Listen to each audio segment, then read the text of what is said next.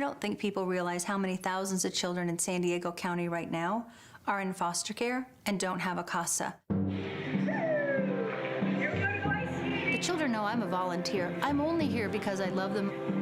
A court-appointed special advocate is just an average person.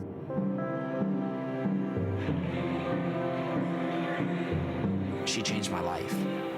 She changed my brother's and sister's life. I mean, I love her to death. I'd do anything for her just as she would do anything for me. And May is National Foster Care Awareness Month, and this year an estimated 3,500 children would spend time in foster care here in San Diego County after experience abuse or neglect. Now, Voices for Children's court-appointed special advocate program, also known as CASA, directly helps these vulnerable children. And this morning, I have President and CEO Jessica Munoz here with us, as well as a longtime CASA volunteer, Tim Riley. So thank you so much for joining us. This is such an incredible opportunity to volunteer, to talk about in May, but something that's important all year round. So let's dive in. What are you here to explain today? So Voices for Children is really proud to be the court-appointed special advocate, or CASA, program serving San Diego County, and it's our privilege to train wonderful volunteers like Tim to advocate for children in foster care. With May being National Foster Care Awareness Month, it's a great time to say thank you to our current volunteers, but also share that we always have a need for more community members to serve children. Now, Tim, what made you want to become a CASA and also get involved? Because this is a big responsibility, but it seems so rewarding. It was kind of serendipity. 11 years ago, I had been fortunate to have sold my business and then trying to figure out what was next. I had raised 2 children that we had adopted, and I sat in jury duty 11 years ago, and there was a judge that spoke about the need, particularly for males. CASAs, because only 10% of us still to this day that do this work are men, and obviously 50% of the youth are boys.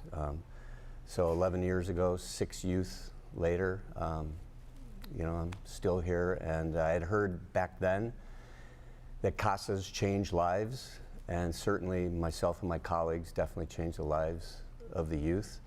But what really caught me off guard was the profound change it has on the volunteer that finds new skill sets and a new approach, and frankly the word perspective, to go into the life of a perfect stranger.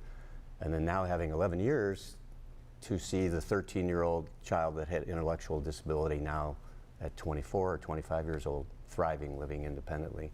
Did not see that coming, but just consistent, present, hanging around, and loving them, and giving them a little shove when they need it, but very powerful work. And compassion. Yeah. It sounds like you have such a passion for what you do. And if you're at home inspired by Tim and what he's done, Jessica, how can you get involved in this? Because this is something that we need more of. We absolutely need more. So the best thing to do for someone who wants to learn more is to start by visiting our website, speakupnow.org. We offer several information sessions every month, which is a great way to learn about the role and also the support that Voices for Children provides as CASA volunteers.